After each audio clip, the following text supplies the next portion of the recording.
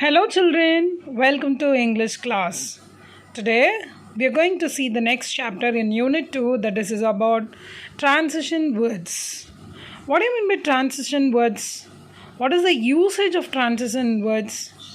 Actually, when we write or explain something, we need certain words to make a story, isn't it?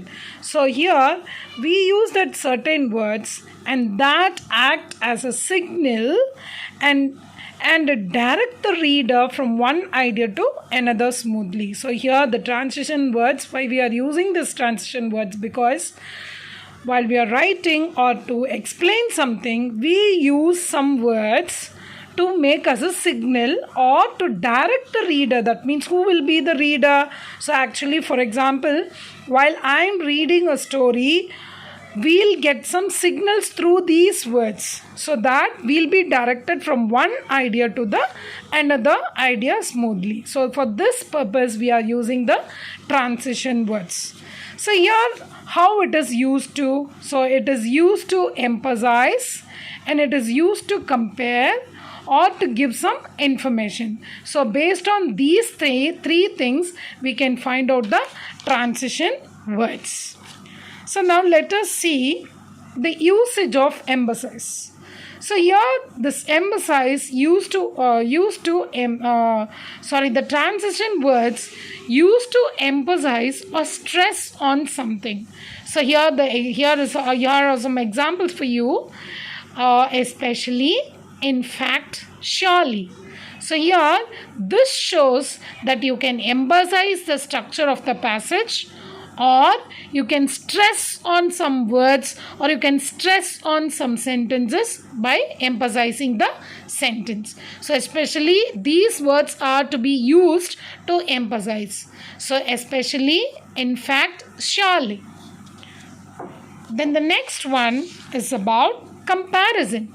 So as already we have learnt about the comparison, so while we need to compare, automatically we need two things, then only we can compare it, isn't it? So here comparison means it is used to show a contrast. That means the difference, isn't it? So it is used to show a contrast or difference between two things.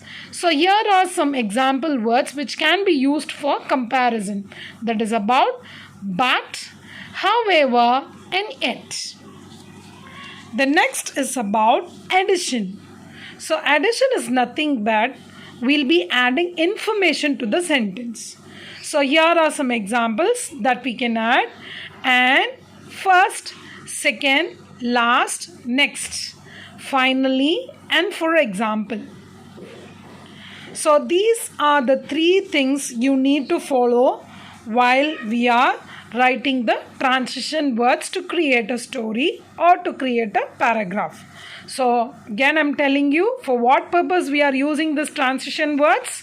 When we write or when we explain something, we use certain words as a signal so that the reader may direct from one idea to the another idea. So here what are the usage? Emphasize, to compare, or to give information. So how to emphasize? So here this transition words used to emphasize or to stress on something. So these are the words used to stress on something, that is about especially, in fact, and surely. Then the next one is about comparison. So as I told earlier, so while you are comparing two things, automatically we need two. So here it is used to show a contrast. That means a difference or the difference between the two things. So here are the words which are used for the comparison of transition words. That is about but, however, and yet. Then the next one is about addition. So addition nothing but to add information to the sentence.